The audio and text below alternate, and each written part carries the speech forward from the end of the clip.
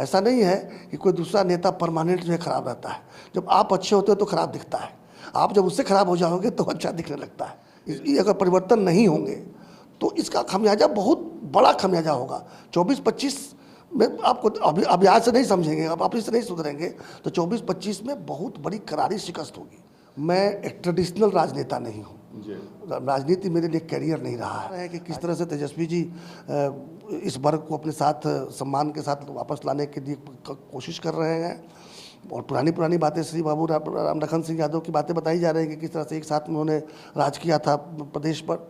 अगर आप ये समझेंगे कि आपका बंधुआ मजदूर आपकी जेब में है तो फिर आपके साथ वो नहीं रहेगा। बिहार में स्थानीय कोटे से जो बिहार विधान परिषद के चुनाव हुए उसके नतीजे सामने आ गए और नतीजों के बाद अलग अलग कोण से सियासी जो समीक्षा है, समीकरणों को जांचने परखने और उस पर अपनी अपनी राय लोग जाहिर कर रहे हैं। लेकिन चाहे वो मीडिया की बात कर लें, सोशल मीडिया की बात कर लें, या जो बिहार के सियासी गलियारे में वो चर्चा ये है कि अब कोई जाति या किसी जाति विशेष को ये नहीं कहा जा सकता है कि वो किसी खास पार्टी का झोला उठाती है या उसी का झोला उठाना उसकी मजबूरी है। ये बात क्यों चर्चा में है, इसको समझने के लिए आप सारण सीट के परिणाम को देख सकते हैं। सारण जो क्षेत्र रहा, वहाँ से तैयारी कर रहे थे सच्चिदानंद राय जो पूर्व एमएलसी थे। पार्टी ने टिकट काट दिया, जब बेटिकट हुए तो ऐलान किया कि चुनाव लड़ेंगे निर्दलीय, क्योंकि परिवार के लोगों का भी यही कहना था, समर्थक भी यही चाहते थे।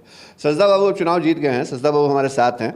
और ये जो चर्चा हो रही है, आपकी जीत हार की चर्चा नहीं, आज इस बात की चर्चा कर रहे हैं हम आपसे कि क्या वाकई ये मिथक टूट गया कि कोई जाति, सीधी बात करते हैं ना, भूमिहार जो है वो बीजेपी का केवल झोला उठाएगी। आपके परिणाम से बहुत सारी चीज़ें क्या मैसेज देती हैं? देखिए, मैं एक छोटा एनालिसिस बता दूं। हम लोग तो चूँकि IITian है, मेरा बेटा भी IITian है, हम लोग डेटा पर बहुत विश्वास करते हैं। और मैं आपको अलग से दिखाऊंगा कि कैसे चुनाव के नतीजे आने के पहले हम लोगों ने प्रेडिक्ट कर दिया था कि हमको किस किस प्रखंड में कितने वोट मिलने वाले हैं, कितने प्रतिशत वोट मिलने वाले हैं, किस वर्ग से कितने प्रतिशत वोट मिलने वाले हैं और ओवरऑल कितना प्रतिशत वोट मिलने वाला है। उससे मात्र 1% का अंतर रहा। हमने 56% प्रेडिक्ट किया था, हमको 55% मिला। तो हम लोगों के पास पूरा पल्स है। और हम लोग भी चर्चा थोड़ी देर पहले यही कर रहे थे कि बल्कि मेरी खुद जाति में 60% से अधिक वोट मुझे नहीं मिला है, जबकि दूसरे वर्गों में शायद ही कोई ऐसा वर्ग हो जो 40% से कम वोट मुझे दिया हो। 40 से लेके 50, 55, 60, 65% वोट मिले हैं। और ये जाकर एक संदेश देता है कि अब चुनाव में धीरे धीरे जातियों का वर्चस्व खत्म होते जा रहा है। पार्टी भी अगर सही सिलेक्शन नहीं कर रही है, अभी देखा होगा 4 निर्दलीय जीत के आए, वो अलग अलग पार्टियों के बागी उम्मीदवार थे और सबने शानदार प्रदर्शन सिर्फ इसीलिए किया क्योंकि जाति, पार्टी और मजहब का जो एक गठजोड़ हुआ करता था और एक जो दीवार हुआ करती थी वो पूरी तरह से ध्वस्त हो गई है। सारण में तो मैंने इसको अपने आँख के सामने होते हुए देखा है, इसलिए मेरा विश्वास है कि सारण का प्रयोग जो है अपने आप में, मैं उसको सारण का प्रयोग कहता हूँ, भारतीय जनता पार्टी ने सारण का प्रयोग जो किया है, इससे हर पार्टी को सबक देनी चाहिए। अब आप चाहेंगे कि किसी हवाई नेता को थोप दे और पब्लिक उसको वोट दे के जिता दे, ये संभव नहीं है। इसको लोग काटने के लिए अभी थोड़ी देर पहले किसी नेता का बात सुना रहे थे कि ये चुनाव तो पैसों का होता है। सारण में जाकर देख ले कि पैसे का चुनाव हुआ है कि नेता का चुनाव हुआ है। देखिए, इसमें कोई संदेह नहीं, मैंने तो अपने एफिडेविट में दिया है कि मैं सारण का बिहार का सबसे अमीर नेता हूँ, लेकिन वो कोई तर्क नहीं हुआ, वो कोई तर्क नहीं हुआ। ऐसा नहीं कि जाके मैंने वहाँ पर सोने की चादर बिछा दी थी। ये बात तो माननी होगी ना सदा कि ठीक है, व्यक्तिगत प्रभाव और व्यक्तिगत संबंधों के आधार पे आपके साथ आपके मतदाता जुड़ते हैं, ये सबको पता है विधान परिषद चुनाव में। लेकिन भारतीय जनता पार्टी में आप टिकट मिलने के पहले तक, मतलब टिकट कटा आपका उसके पहले तक आप बीजेपी में थे। और बीजेपी की राजनीति को समझने वाले लोग ये कहते हैं कि अगर आप भाजपा से अलग होकर राजनीति करिएगा तो आपका वजूद खत्म हो जाएगा। तो ये वजूद भी आपने बचाया और जीत भी हासिल की, ये कैसे हो गया, ये हमको जरा बताइए।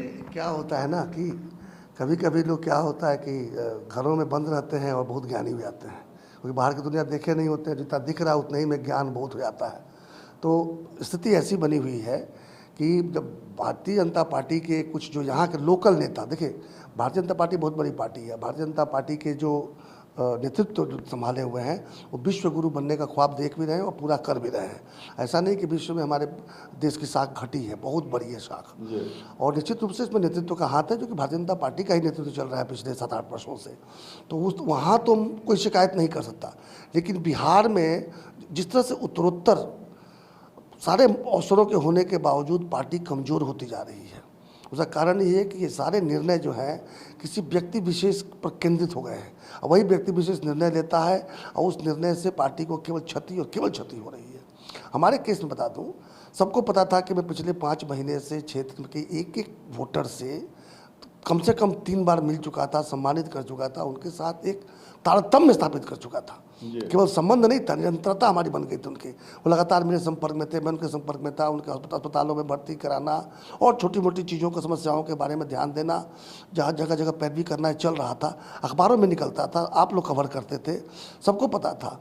फिर भी उनको इतना दम्भ, इतनी हिम्मत कि मैं अपने बारे में बहुत बड़ी बात नहीं करता, लेकिन मैं कोई सड़क पर चलने वाला पटरू भी नहीं था। उनको पता था कि 2019 में जब मैंने थोड़ा सा बागी तेवर पकड़ा था तो किस तरह से मुझे मनाने की ज़रूरत पड़ गई थी, और नहीं मनाया गया था तो परिणाम भी बहुत ख़राब आने वाले थे।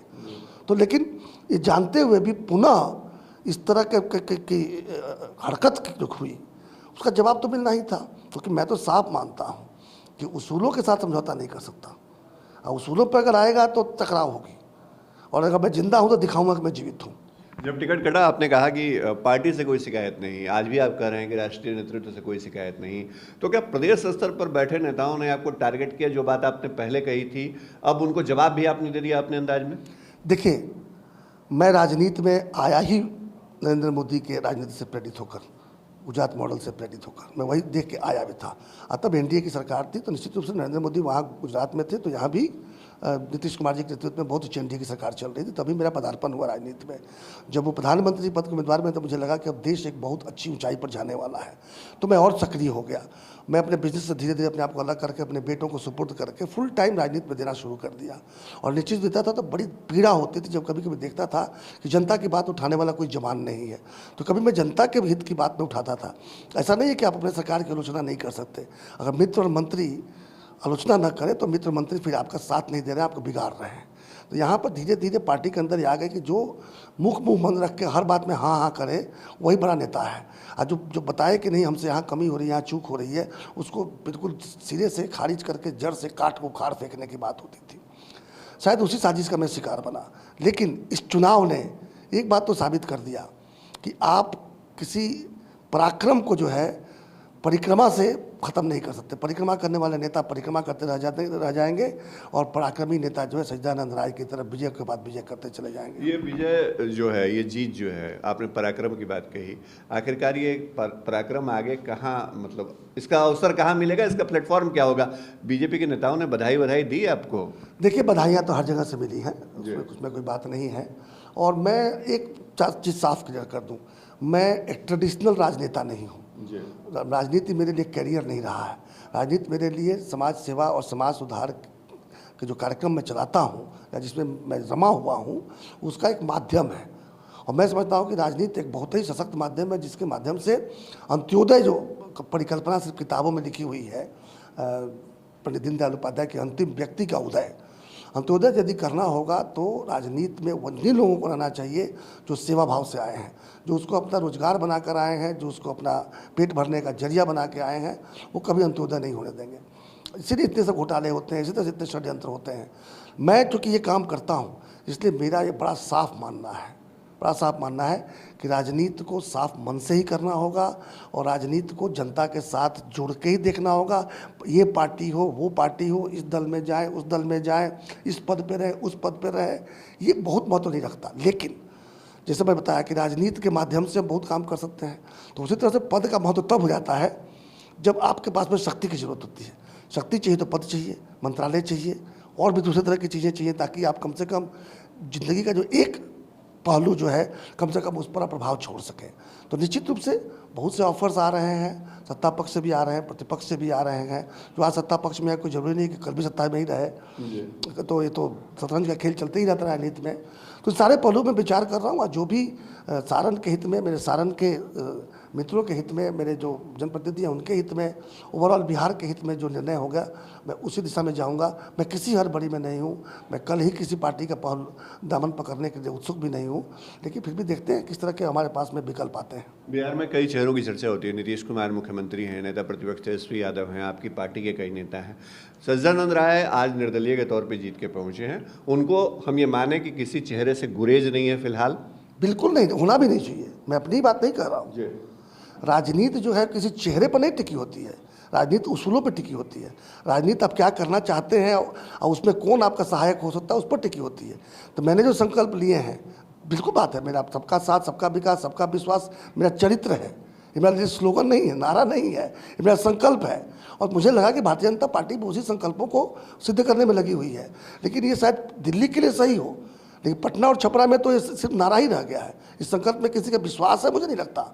तो जब तक तो वो संकल्प दिखने नहीं लगेगा, तब तक तो भारतीय जनता पार्टी मेरी पार्टी नहीं हो सकती। आपकी हालिया पार्टी में बदलाव की जरूरत आप महसूस करते हैं प्रदेश स्तर पे? एकदम, प्रदेश स्तर पे भी और खास करके छपरा में, हमारे लोकसभा क्षेत्र में अगर परिवर्तन नहीं होंगे तो इसका खमियाजा बहुत बड़ा खमियाजा होगा। 24-25 में आपको अभी आज से नहीं समझेंगे, अब आप इससे नहीं सुधरेंगे तो 24-25 में बहुत बड़ी करारी शिकस्त होगी। और ये बता दूं, ऐसा नहीं है कि कोई दूसरा नेता परमानेंट जो है खराब रहता है। जब आप अच्छे होते हो तो खराब दिखता है, आप जब उससे खराब हो जाओगे तो अच्छा दिखने लगता है। तेजस्वी यादव ने कहा कि हम जो लोग पहले हमसे थोड़े दूर थे वो करीब आ रहे हैं, पास आ रहे हैं। आप समझ सकते हैं किसके लिए कहा उन्होंने? बिल्कुल फासले कम हुए हैं। अभी मैं खुल के बताता हूँ, भूमिहारों की बात अगर करते हैं, क्योंकि मैं उसी वर्ग से आता हूँ। आप छुपा के पूछ रहे हैं, मैं साफ बता देता हूँ। मैं राजनीति में धर्म, मजहब और जाति पर विश्वास नहीं करता, मैं नहीं करता हूँ राजनीति। लेकिन फिर भी ये सच्चाई तो है ही। खास करके जो बड़े बड़े नेता हैं वो तो गिनते हैं कि कितना % समीकरण, चुनावी समीकरण की बात की जाती है। बोचहा जैसे सामने है, आप देख रहे होंगे वहाँ पर अभी ताज़ा 3 MLC जीत के गए हैं राजद से। हम तो 2 ही जीते हमारे यहाँ से, मतलब भाजपा, पुरानी भाजपा पार्टी मेरी भाजपा जो है, वहाँ से 2 ही जीते। और एक AD सिंह जी राज्यसभा भी गए थे। ये सब वहाँ लगे हुए हैं, सब बता रहे हैं कि किस तरह से तेजस्वी जी इस वर्ग को अपने साथ सम्मान के साथ वापस लाने के लिए कोशिश कर रहे हैं। और पुरानी बातें श्री बाबू राम लखन सिंह यादव की बातें बताई जा रही हैं कि किस तरह से एक साथ उन्होंने राज किया था प्रदेश पर, ये सब बातें बताई जा रही हैं। दूसरी तरफ एक शॉकिंग जो हुआ, जो छपरा में जिस तरह से मेरा टिकट काटा गया, उसको एक उदाहरण बना के बताया जा रहा है कि भारतीय जनता पार्टी को शायद अब तो तुम्हारी ज़रूरत नहीं है। और इस बात पर बोचहा के लोग सीरियस हैं। मेरे पास कई फ़ोन आ चुके हैं, मुझे बुलावा भी आया कि आप आए, तो मैंने कहा मैं तो निष्पक्ष हूँ, मैं किसके पक्ष में आऊँगा प्रचार करने? आप लोगों को जो उचित लगे निर्णय लीजिए। तो उन लोगों ने बताया कि नहीं, हम तो निर्णय ले चुके हैं कि इस बार सबक सिखा देना है। तो अगर ऐसा निर्णय लेने लगे तो हर जगह लोग सबक सिखाने लगेंगे। तो आप तो जानते हैं कि हर वर्ग का अपना एक वजूद तो होता ही है। और मैं तो समझता हूँ कि लोकसभा के कम से कम 15 ऐसी सीटें हैं जो उन सीटों को हराने जिताने की औकात रखते हैं वर्ग के लोग, और कम से कम 100 सीटें होंगी विधानसभा की जिसको प्रभावित करने का औकात रखते हैं। इसलिए लोग सोशल मीडिया पे लिख रहे हैं कि कोई ये ना समझे कि हम फला पार्टी का ही झोला उठाएंगे, मतलब भूमिहार सब के लोग बंधुआ मजदूर तो नहीं रहेंगे। देखिए 1990-91 तक ये वर्ग जो था वो कांग्रेस पार्टी के साथ था। कांग्रेस पार्टी कितनी मजबूत थी आपने देखा था। जब कांग्रेस का साथ छोड़ दिया तो आज कांग्रेस कहीं दूर दूर तक नहीं दिखती, दूरबीन ला कर देखना पड़ता है कहाँ है। तो कहीं वही हाल दम्भी पार्टियों का ना हो जाए। जो पार्टी में दम्भ करेगी उसका हाल वही होगा। मैं सिर्फ भूमिहार की बात नहीं कर रहा हूँ, किसी भी वर्ग के साथ अगर आप ये समझेंगे कि आपके बंधुआ मजदूर आपकी जेब में है तो फिर आपके साथ वो नहीं रहेगा। ऐसा आपने देखा होगा, मायावती जी का भी हो गया वहाँ पे उत्तर प्रदेश में। आप जेब में लेके घूमेंगे तो पता नहीं कब जेब कट जाएगा, पता ही नहीं चलेगा आपका। सुधा जी, आपको सारण की जनता ने, मतलब वहाँ के प्रतिनिधियों ने चुना। हम चाहेंगे कि आप जिन मुद्दों पर जीते हैं उस पर काम करें। आपको बहुत बहुत बधाई हमारी तरफ से। धन्यवाद। सज्जनानंद राय जो बात कर रहे हैं उसके मतलब और मायने आप भी समझ सकते हैं।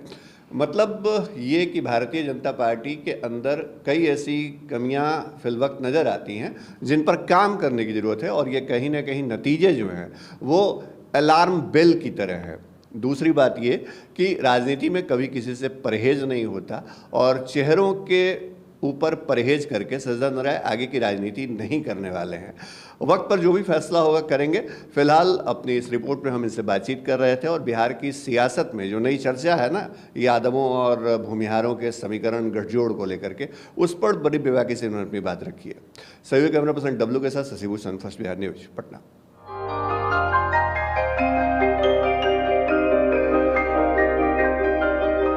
कोविड पेंडेमिक में सब ये शहर छोड़कर अपने शहर अपने घर चले गए। हम लोगों का अपना शहर तो है, लेकिन वहाँ अपना घर नहीं। अगर सिचुएशन और ख़राब होता चला गया तो हम जाएंगे कहाँ? अरे ये प्रॉब्लम तो हर शहर में है, लेकिन हाँ, अपने शहर में भी अपना घर तो होना ही चाहिए। होना चाहिए तो कहाँ है अपना घर? ये है ना, ई होम्स पैनोरामा, पूर्णिया में, अपने शहर में अपना घर।